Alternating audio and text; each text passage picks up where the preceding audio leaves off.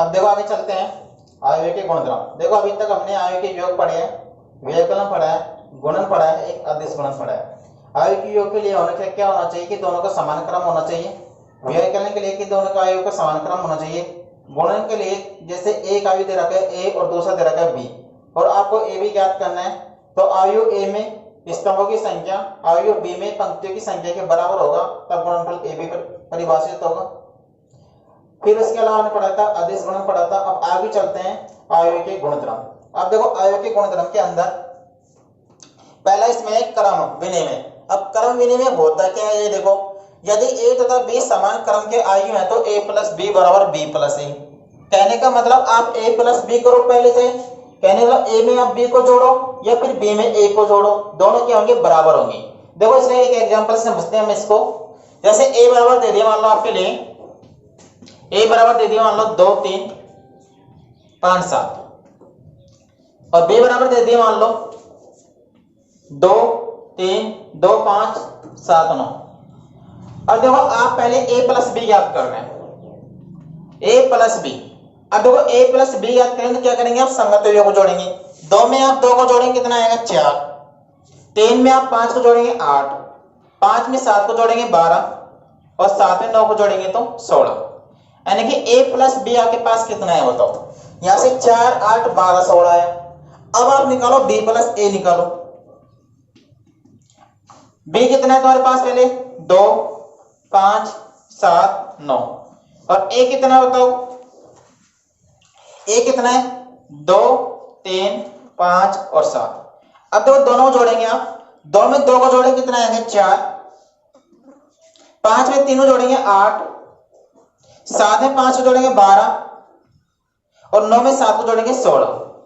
कहने का मतलब यहां पर आपके पास क्या हुआ, देखो आप चाहे a प्लस बी करो, a प्लस बी जब आपने किया 2 प्लस 2 किया 4, 3 में आपने 5 को जोड़ा 8, और 5 में 7 को जोड़ेंगे 12, और 7 में आपने 9 को जोड़ा कितना है 16।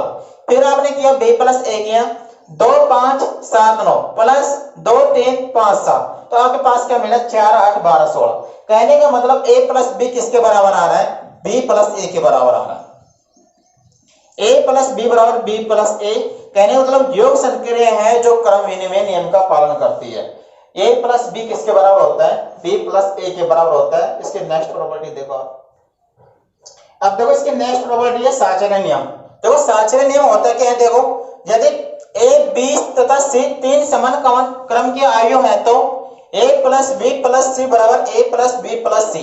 देखो पहली बात तो आपको यह ध्यान रखनी चाहिए कि तीन समान क्रम के होने चाहिए, क्योंकि जब मैंने आपको आयु का योग पढ़ाया था तब बताया था कि आयु का योग कब संभव है, अगर दोनों आयु समान क्रम की है। यहाँ पर आप 3 आयु ले रहे हैं, 3 आयु कैसे होनी चाहिए, समान क्रम की होनी चाहिए। तो देखो यहाँ पर आप a प्लस बी निकालो पहले तो आप, फिर उसको c में जोड़ दो आप, तो इससे जो प्राप्त रिजल्ट होगा वो इसमें पहले आप b प्लस c को निकालो और फिर उसको a में जोड़ दो, दोनों कैसे होंगे, बराबर होंगे। देखो फॉर एग्जाम्पल जैसे a बराबर मान लो आपके पास 2 3 5 7, और b बराबर जैसे b बराबर आपके पास है जैसे 2 8 6 4, और c बराबर जैसे 0 1 0 2। जैसे अगर पास 3 आयु है, आप देखो पहले में a आयु में एक पंक्ति ये है और a पंक्ति ये है, तो इसे 2 पंक्ति हो गई, एक स्तंभ ये है और एक स्तंभ ये है, तो 2 इंटू 2 क्रम की ये हो गई। ऐसे ये भी 2 इंटू 2 क्रम की हो गई, और ये भी 2 इंटू 2 क्रम की हो गई। तो पहली कंडीशन तो इसमें क्या है कि तीन समान क्रम के होने चाहिए। अब देखो पहले का जो क्रम है 2 गुणा 2 क्रम का है, दूसरी भी 2 गुणा 2 क्रम की है, और तीसरी भी 2 गुणा 2 क्रम की है, तो तीनों का क्रम क्या हो गया, समान हो गया। फिर देखो आप a प्लस बी निकालो पहले आप यहाँ पर, तो a प्लस बी निकालेंगे तो कितना आएगा, यहां से देखो आप 2 3 5 7 प्लस 2 8 6 4।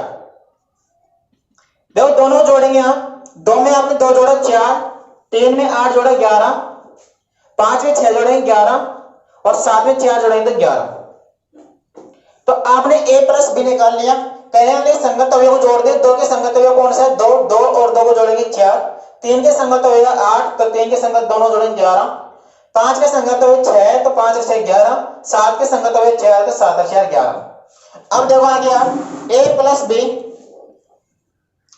प्लस सी निकाला आपने यहां से, बराबर आपके पास देखो ए प्लस बी को कितना है पास 4 11 11 11 प्लस सी, सी कितना है आपके पास 0 1 0 2। अब देखो यहां पर दोनों समान क्रम की है तो इनका योगफल संभव है। अब दोनों जोड़ेंगे आप तो 4 में आप 0 को जोड़ेंगे कितना आएगा 4, 11 में 1 जोड़ेंगे 12, 11 में 0 जोड़ेंगे 11 और 11 में 2 जोड़ेंगे कितना आएगा 13। कहने का मतलब जब आपने a प्लस बी पहले निकाला फिर उसको सी में ऐड किया तो 4 12 11 13। अब देखो यहां से पहले आप क्या निकालेंगे b प्लस सी निकालेंगे, बोर्ड मास यहां से पहले ब्रैकेट करते हैं आप, तो b प्लस सी निकालो पहले आप। b प्लस सी बराबर देखो b कौन से तुम्हारे पास 2 8 2 8 6 4 प्लस सी तुम्हारे पास 0 1 0 2। ये तुम्हारे पास क्या मिला यहां से 2 में 0 को जोड़ेंगे 2, 8 में 1 जोड़ेंगे 9, 6 में 0 जोड़ेंगे 6 और 4 में 2 जोड़ेंगे कितना आएगा 6। अब आपने b प्लस सी निकाल लिया, फिर आप निकालेंगे यहां पर a प्लस b प्लस सी। अब a तुम्हारे पास क्या है यहां पर देखो 2 3 2 3 5 7 प्लस b प्लस सी कितना है तुम्हारे पास b प्लस सी देखो 2 9 6 6। दोनों को जोड़ेंगे यहां पर आप 2 में 2 जोड़ेंगे तो 4, 3 में 9 जोड़ेंगे 12, 5 में 6 जोड़ेंगे 11 और 7 में 6 जोड़ेंगे तो 13। अब देखो यहां से आप देखो आपने a प्लस बी प्लस सी निकाला तो 4 12 11 13, फिर आपने a प्लस बी प्लस सी निकाला यहां से आपने तो 4 12 11 13। कहने का मतलब दोनों क्या आ गए बराबर आ गए, तो आपकी प्रॉपर्टी क्या हो गई कि प्रूफ हो गई यहां पर कि a प्लस बी प्लस सी बराबर a प्लस बी प्लस सी दोनों क्या होते हैं बराबर होते हैं। चाहे आप पहले a प्लस बी निकालो उसको c में जोड़ दो, या फिर आप पहले b प्लस सी निकालो उसको a में जोड़ दो, दोनों क्या होंगे बराबर होंगे। अब इसकी नेक्स्ट प्रॉपर्टी देखो, देखो नेक्स्ट इसमें नेक्स्ट प्रॉपर्टी इसकी है तत्समक, योग तत्समक और योज्य प्रतिलोम। देखो एक बात में से ध्यान रखना कि तत्समक और प्रतिलोम एक दूसरे के रिवर्स होते हैं। देखो कैसे, देखो एक m गुणा n क्रम का शून्य आयु o m इंटू n क्रम के आयु एक का तत्समक आयु कहलाता है। देखो इसको कैसे देखो तत्समक आयु होता क्या है, देखो जैसे आपके पास एक संख्या दे रखी है 2, अब 2 में क्या जोड़ा जाएगी 2 ही प्राप्त हो तो आपका आंसर होगा कि 0 जोड़ दो इसमें तो आपको 2 मिल जाएगा। तो यहां पर 0 क्या होगा, यहां पर देखो यह क्या हो गया तत्समक हो गया। जैसे नॉर्मल संख्या की बात करें तो जैसे 2 में आप क्या जोड़ेंगे कि आपको 2 मिल जाए तो क्या होगा 0, तो 0 इसके लिए क्या हो गया तत्समक हो गया। जैसे आपके पास दे रखा है जैसे 5, अब मतलब 5 में क्या जोड़ेंगे 5 मिल जाए तो अंक का आंसर क्या होगा 0 जोड़ दे इसमें तो आपको 5 मिल जाए, तो 0 यहां पर क्या हो गया तत्समक हो गया। अब आप पढ़ रहे हैं आयु, तो आयु में क्या हो जाएगा शून्य आयु किसके लिए क्या करेगा तत्समक का कार्य करेगा। जैसे कैसे देखो एक एग्जांपल देखो, जैसे a बराबर दे रखा है आपके पास 2 3 5 7, अब इसमें क्या जोड़े कि आपको वापस a मिल जाए, तो आपका आंसर क्या होगा इसमें कि आप इसमें 0 0 0 0 जोड़ दो तो आपको वापस क्या मिल जाएगा 2 3 5 और 7। कहने का मतलब इसमें आप क्या जोड़ रहे हैं शून्य आयु जोड़ रहे हैं, तो शून्य आयु इसके लिए क्या हो जाएगा तत्समक हो जाएगा। अब देखो यहां पर जैसे प्रतिलोम देख रहे हैं आप, अब प्रतिलोम में क्या हो जाएगा इसका रिवर्स हो जाएगा। जैसे आपने संख्या दे रखी है जैसे मान लो 5, अब आपका 5 में क्या जोड़े कि आपको शून्य मिल जाए तो आपका आंसर होगा इसमें -5 ऐड कर दो इसमें तो आपको क्या मिल जाएगा शून्य। तो इसमें क्या हो गया आयु a के लिए -a योज्य प्रतिलोम कहलाता है। देखो इसको कैसे देखो एक एग्जांपल समझते हैं इसको। जैसे a बराबर दे दिए मान लो आपके पास 3 8 11 और 17। अब देखो इसमें आपको एक ऐसा आयु जोड़ना है कि इसको जोड़े और आपको क्या मिल जाए शून्य मिल जाए। तो देखो -a बराबर यहां से -a ज्ञात करेंगे 3 माइनस का 3 माइनस का 8 माइनस का 11 माइनस का 17। जब आप दोनों को जोड़ेंगे यहां पर तो a प्लस माइनस का a बराबर 3 8 11 17। यहां पर जोड़ेंगे तो आप -3 -8 -11 -17 दोनों को जब आप जोड़ेंगे, देखो 3 में आप 3 जोड़ेंगे 0, -3 जोड़ेंगे 0, 8 में जब आप माइनस का 8 जोड़ेंगे तो 0, 11 में माइनस के 11 जोड़ेंगे 0, 17 में माइनस का 17 जोड़ेंगे 0। कहने का मतलब 10 समय तो क्या होगा, जिस आयु में आप किसी आयु को जोड़ रहे हैं तो वापस आपको वही आयु मिल जाना चाहिए, तो वो आयु क्या कहलाएगा, वो 10 समय कहलाएगा। प्रतिलोम में क्या हो जाएगा, जिस आयु में आप जो आयु जोड़ रहे हैं तो आपको क्या मिल जाना चाहिए, 10 समय मिल जाना चाहिए, तो वो आयु आपका क्या कहलाएगा, 10 प्रतिलोम आयु कहलाएगा। अब तो इसकी एक प्रॉपर्टी और है, अब देखो इसकी नेक्स्ट प्रॉपर्टी है निरसन नियम। निरसन नियम होता क्या है, देखो पहले आप, यदि ए बी तथा सी 3 समान क्रम के आयु है, तो अगर आपके पास ए बी तथा सी 3 आयु दे रखे हैं और तीनों क्या है, समान क्रम के हैं, तो आपके पास ए प्लस बी अगर ए प्लस सी के बराबर है, ए प्लस बी किसके बराबर है, ए प्लस सी के बराबर है, तो इसका मतलब बी किसके बराबर होगा, सी के बराबर होगा। इसको आप ऐसे भी दे सकते हैं, देखो यहां पर भी ए है और यहां पर भी ए है, तो ए से तो ए कैंसिल हो जाएगा और बी किसके बराबर आ जाएगा, सी के बराबर आ जाएगा। इसी प्रकार b प्लस ए अगर c प्लस ए के बराबर है, तो इसका मतलब क्या होगा, b किसके बराबर होगा, c के बराबर होगा। देखो इसको आप ऐसे भी दे सकते हैं, देखो b प्लस ए बराबर c प्लस ए, तो दोनों पक्ष में a तो कैंसिल हो जाएगा, यहां से क्या बचेगा, b बराबर c। देखो मैट्रिक्स में आपको आयु गुणन के गुणधर्म बताते हैं, कल आपको आयु के गुणधर्म बताए थे, आज आपको आयु गुणन के गुणधर्म बताते हैं। तो देखो इसमें पहले क्रम विनिमय नियम, देखो सामान्यतः आयु गुणन क्रम विनिमय नियम का पालन नहीं करता है। देखो देखो जैसे आपके पास a बराबर दे दिया, मान लो जैसे 0 2 2 3,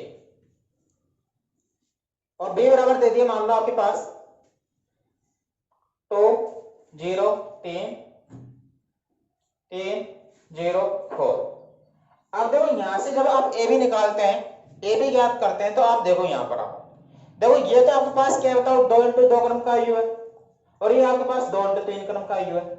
तो देखो पहली बात तो इसमें जो आयु ए में आप ए भी ज्ञात कर रहे हैं पहले यहाँ पर, तो आयु ए में जो स्तंभों की संख्या है, आयु ए में स्तंभों की संख्या कितनी है, 2 है, और बी आयु में जो पंक्तियों की संख्या कितनी है, वो भी 2 है। तो कहने का मतलब आपका आयु ए भी क्या परिभाषित है यहाँ पर, तो यहां से जब आप ए भी ज्ञात करेंगे तो वो आपके पास मिलेगा 2 इंटू 3 क्रम का मिलेगा यहाँ पर आपको। सबसे पहले आयु गुणन परिभाषित कब होता है, जब आयु ए में स्तंभों की संख्या आयु बी में पंक्तियों की संख्या के बराबर होती है, और जब आप आयु ए बी ज्ञात करेंगे यहाँ पर, तो जो प्राप्त आयु मिलेगा ए बी वो 2 गुणा 3 क्रम का मिलेगा। जब आप बी ए ज्ञात करेंगे यहाँ पर, जब आप बी ए ज्ञात करेंगे यहाँ पर, तो पहले आप किसको लेंगे, बी आयु को 2 गुणा 3, यहां पर लेंगे आप ए आयु क्रम क्या है, 2 गुणा 2, तो आयु बी में जो स्तंभों की संख्या है वो आयु ए में पंक्तियों की संख्या के बराबर नहीं है, तो यहां पर तो ए भी परिभाषित है और बी ए परिभाषित नहीं है। तो कहने का मतलब क्या हो गया, सामान्यतः आयु गुणन क्रम विनिमय नियम का पालन नहीं करता है, अतः A B is not equal to B A. देखो यहां पर यदि ए तथा बी समान कोटि के विकर्ण आयु है आपके पास, तो ए बी हमेशा किसके बराबर होगा, बी ए के बराबर होगा। देखो इसको एक एग्जांपल से समझते हैं इसको,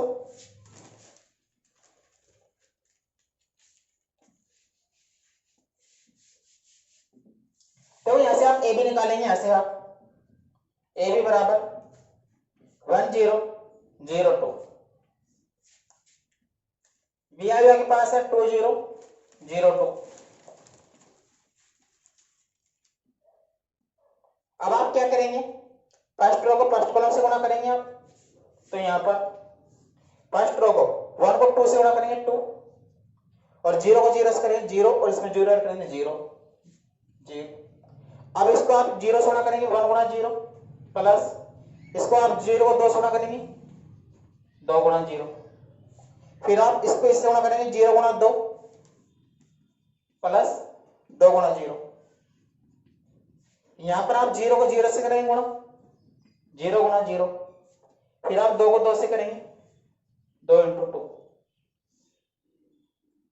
तो यहां पर आपके पास क्या मिलेगा, यहां से आपको 2 में 0 जोड़ेंगे 2, 1 गुणा 0 0 प्लस 2 गुणा 0, तो 0 यहां पर जीरो को 2 से गुणा करेंगे 0, और 2 को 0 से करेंगे 0, और 0 में 0 जोड़ेंगे तो 0, 0 को 0 से गुणा करेंगे 0, प्लस 2 गुणा 2 कितना आएगा 4। यहां से आपके पास ए बी कितना है, आपके पास 2 0 0 2। अब आप क्या निकालेंगे, यहां से बी ए निकालेंगे आप। बी आपके पास है 2 0 0 2, फिर आपके पास 1 0 0 2। यहां से आप इसको गुणा करेंगे तो आप देखो 2 को आप 1 से गुणा करेंगे 2, और फिर 0 को 0 से गुणा करेंगे 0, तो 2 में 0 जोड़ेंगे कितना आएगा 2। फिर आप 2 को 0 से गुणा करेंगे 0, और 0 को 2 से गुणा करेंगे 0, और 0 में 0 जोड़ेंगे तो 0, 0 को 1 से गुणा करेंगे 0, 2 को 0 से गुणा करेंगे 0, 0 को 0 से गुणा करेंगे 0, और 2 को 2 से गुणा करेंगे 4, 0 प्लस 4 करेंगे कितना आएगा 4। कहने का मतलब अगर ए और बी समान कोटि के विकर्ण आयु है तो आयु गुणन क्रम विनिमय नियम का पालन करते हैं, ऐसे नहीं करता आपके पास। देखो यहाँ पर आपके पास देखो ए और बी यहाँ पर कहते हैं समान कोटि के विकर्ण आयु थे, तो आपने देखा कि ए भी किसके बराबर है, बी ए के बराबर है। यहाँ पर आपने देखा कि ए बराबर 0 2 है, 2 0 है, और बी बराबर कितना है 2 0 3 है, 3 0 4 है। तो आपने देखा कि यहाँ पर ए बी तो परिभाषित है लेकिन बी ए परिभाषित नहीं है। अगर ए बी परिभाषित है बी ए परिभाषित नहीं है तो यहाँ पर गुणन क्रम विनिमय नियम का पालन नहीं करेगा। इसके अलावा आप देखो यहां से अगर मैं एक स्तंभ हटा देता हूं यहां से मैं, और ये भी 2 into 2 क्रम की हो गई। अब देखो दोनों का क्रम तो यहाँ पर समान है और ए बी भी परिभाषित है और बी भी परिभाषित है, लेकिन फिर भी यहाँ पर ये गुणन नियम का पालन, गुणन क्रम विनिमय नियम का पालन नहीं करेगा। तो आपको एक बात वैसे ध्यान रखनी है कि आयु जो गुणन होता है क्रम विनिमय नियम का पालन नहीं करता है। यदि ए तथा बी समान कोटि के विकर्ण आयु है तब आपके पास हमेशा ए बी किसके बराबर होगा, बी ए के बराबर होगा। इसकी सेकंड प्रॉपर्टी देखो, देखो इसके पहले प्रॉपर्टी है आपकी साहचर्यता नियम। अब जो थोड़ी देर पहले आपने पढ़ा था कि एक क्रम विनिमय नियम, उसमें आपने क्या देखा था भाई, A B not equal to B A देखा था। ए बी हमेशा बी ए के बराबर नहीं होता है। कब होता है, जब ए तथा बी समान कोटि के विकर्ण आयु होते हैं। अब देखो पहली बात तो आप ये देखो, यदि आप ए बी याद कर रहे हैं, मान लो सपोज करो आप ए बी याद कर रहे हैं, तब आप क्या देखेंगे, ए में जो स्तंभों की संख्या होगी, ए में स्तंभों की संख्या क्या होनी चाहिए, यहां पर ए में स्तंभों की संख्या, ए में स्तंभों की संख्या, ए में स्तंभों की संख्या बी में पंक्तियों की संख्या के बराबर होनी चाहिए, पंक्तियों की संख्या के बराबर। ए में स्तंभों की संख्या बी में पंक्तियों की संख्या के बराबर। यदि आप ए बी ज्ञात कर रहे हैं तो ए में स्तंभों की संख्या बी में पंक्तियों की संख्या की क्या होनी चाहिए, बराबर होनी चाहिए। अब देखो सपोज करो यदि आप बी ए ज्ञात कर रहे हैं, मान लो यदि आप बी ए ज्ञात कर रहे हैं तब फिर कंडीशन अलग हो जाती है। बी में फिर इसमें क्या हो जाएगा, बी में स्तंभों की संख्या, बी में स्तंभों की संख्या, बी में जो स्तंभों की संख्या होगी आपके ए में पंक्तियों की संख्या के,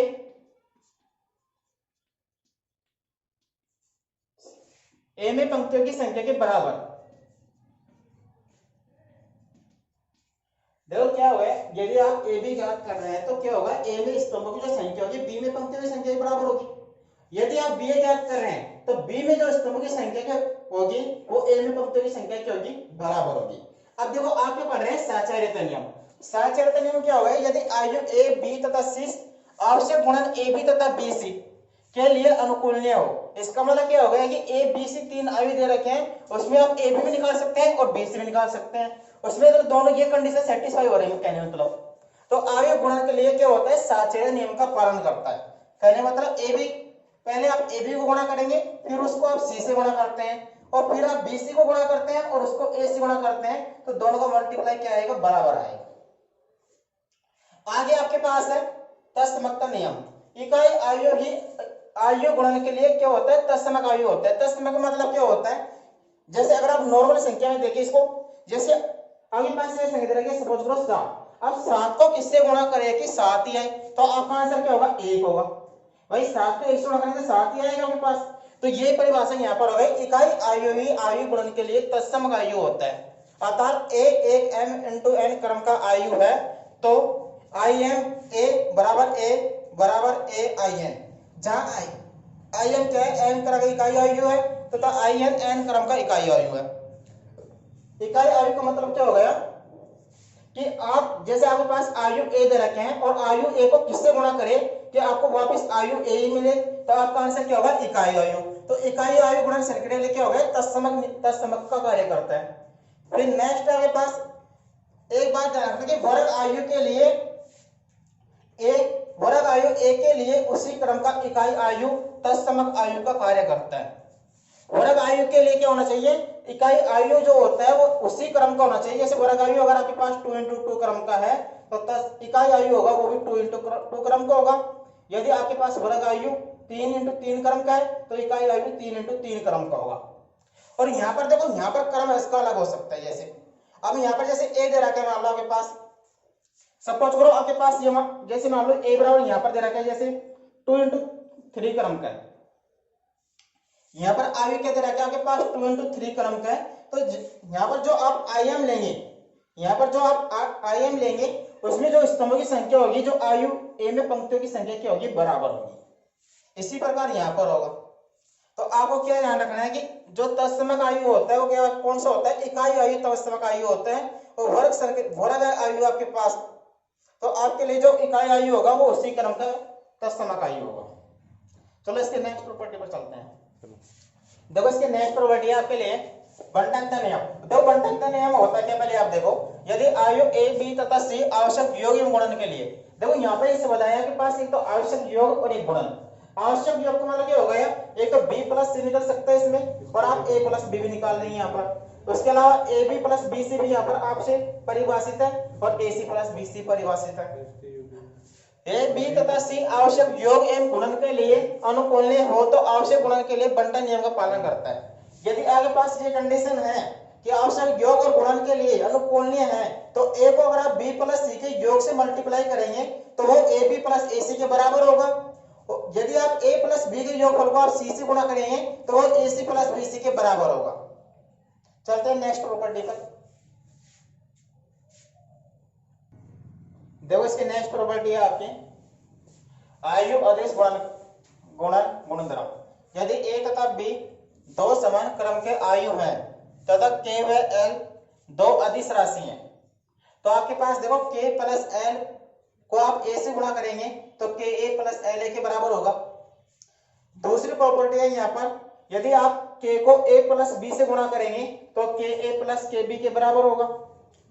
तीसरी प्रॉपर्टी है यहाँ पर, जैसे यहाँ पर दो अदिश राशि है, एक के है और एक एल है। आपने पहले क्या किया, एल को आपने ए से गुणा कर दिया, फिर इस पूरे को आपने किससे गुणा कर दिया, के से गुणा कर दिया। तो ये हमेशा किसके बराबर होगा, यदि आप पहले के को गुणा करते हैं ए से और फिर पूरे को गुणा करते हैं एल से, दोनों बराबर होंगे। उसके अलावा यदि आप एल को के को पहले गुणा कर देते हैं और फिर इस पूरे को किससे गुणा करते हैं, ए से गुणा करते हैं, तो ये तीनों परिणाम आपके पास क्या मिलेंगे, बराबर मिलेंगे। यदि आप एक को किसी आयु से गुणा करते हैं, ए से करते हैं, तो वो हमेशा ए के बराबर होगा। यदि आप माइनस ए को किससे गुणा करते हैं, ए से गुणा करते हैं, माइनस एक को किससे गुणा कर रहे हैं, ए से गुणा कर रहे हैं, तो वो हमेशा माइनस ए के बराबर होगा। जब आप प्रश्नावली सवाल करेंगे तब ये प्रॉपर्टी वहां पर आपके अच्छी तरह क्लियर हो जाएंगी। यहाँ पर तो आपको सिर्फ इनका रिजल्ट ध्यान रखना है।